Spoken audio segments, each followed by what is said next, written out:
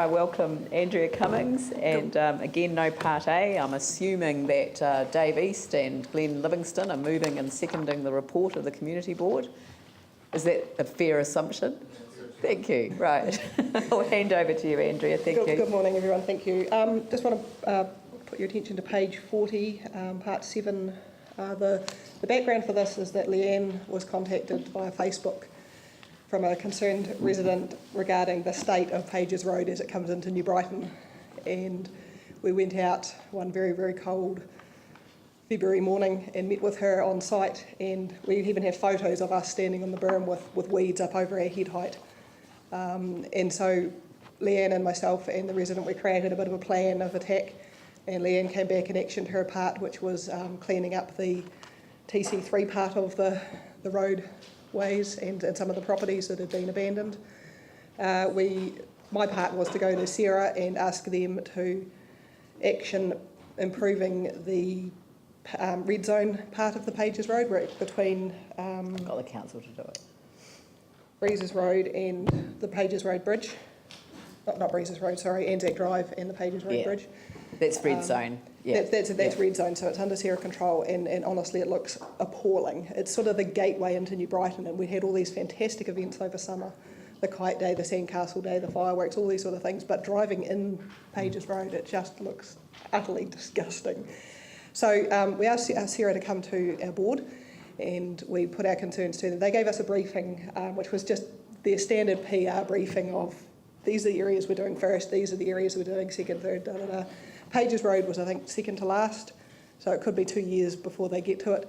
They appeared not to have any movement on that, even though the board did request that they look. I mean, we're only looking at probably, 150 metres long and maybe 2 sections deep, just to tidy it up, make it look a bit more respectable, put those little fences like they've done along New Brighton Road.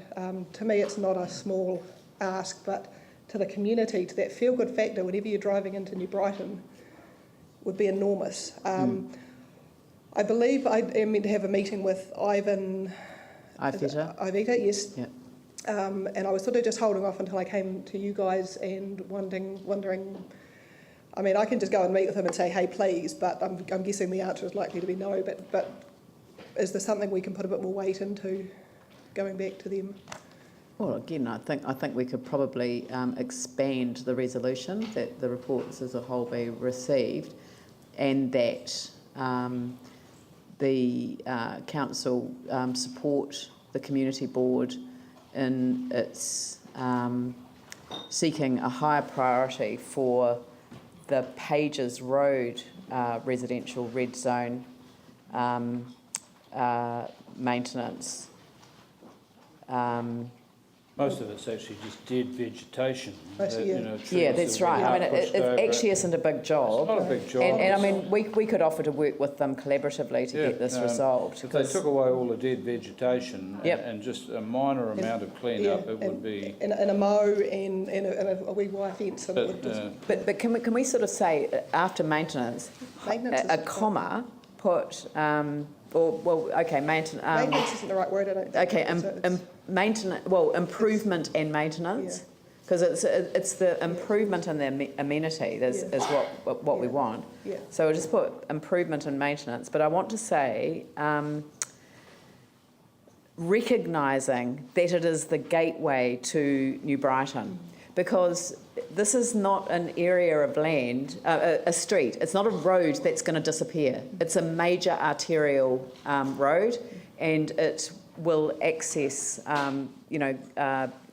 residential land as well as the joys of New Brighton as well, and the surrounding areas. But that's not so with all parts of New Brighton Road. So in terms of priority, I think we've got a good case to go to them and say this is a higher priority. So, Glenn?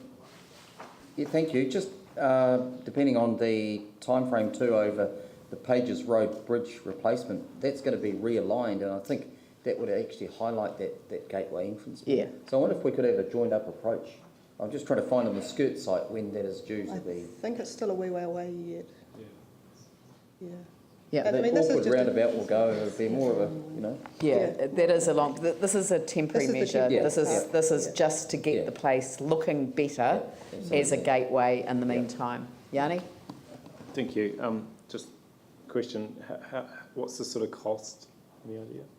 I wouldn't think it would be much. I mean, it's taking away some dead vegetation, it's mowing the lawns, and it's putting a post and wire fence up over maybe, I don't know, maybe 300 metres of wire fencing. So not much, okay. A good. few $1,000s, I would think, in a I couple of think days labour. The other question, I don't know if your board has any clarity about the ongoing future of the red zone and how you work with Sarah. I do know as part of the cost share, that was something council had asked for, that we have a joint up approach to the residential red zone and what's happening there, because it's, I'm really supportive of this, but there's other areas in the city and other areas and neighbourhoods. You heard the announcement from the Prime Minister a couple of weeks ago? To me, that's not enough. No, Actually, no, we but need there to is a have- process now about to begin. So there's no point asking the chair of the Burwood Pegasus Community Board about a subject that is not yet on the table, which is we are going to be engaged with central government over developing a community engagement around the future of the residential red zone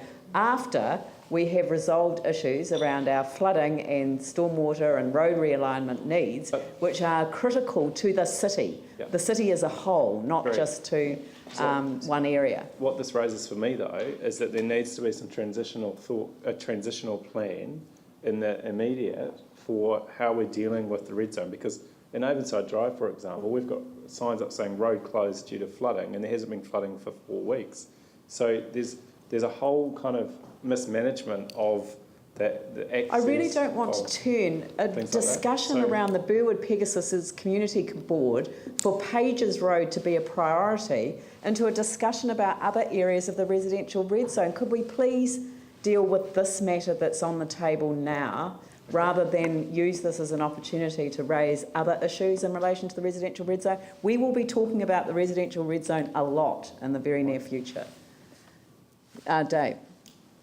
Thank you. Look, I think I support the motion thoroughly. It's really a case of Sarah prioritising their clean out of residential housing in the red zone area and how they're going to treat the follow-up. And really at the moment, the Bexley section either side of Pages Road is quite low in their priority. So I think we're not asking them to elevate the entire Bexley area as a priority. It's just the Pages Road. It's really just to stress to them that we really would just like that 50-metre strip either side of Pages Road tidied up nicely. And it won't be a big job, and there's not a lot for them.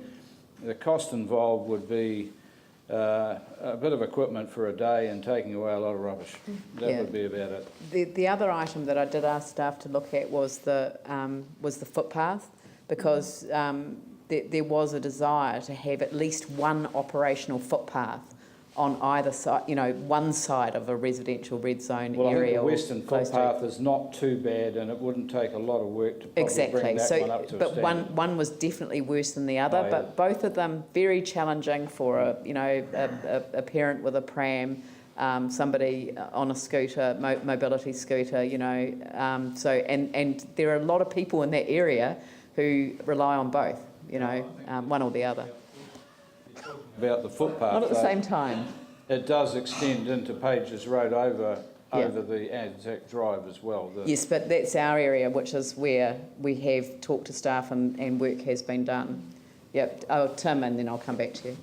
I just think it'd be really good when you meet with Ivan to maybe Sarah are putting, or say they put quite a lot into the communities, to realise perhaps that these gateways into communities like Brighton and other areas are actually a priority for these communities, and if probably more significantly important than some other areas which Sarah seem to be concentrating on, which perhaps they should change their focus. Yeah, absolutely. But you obviously have council support to this when you meet with Ivan. You mentioned before about perhaps even going to Sarah with a collaborative concept, since it's such it will be a minimal cost, but the benefit will be quite great to our residents. Do you have a suggestion about maybe if I went and met with Ivan on site and took a staff member with me to back that up, or to have that discussion, or? I think you can work that out with your community board advisor and get Yeah. some help on how best to approach it. Yeah, okay.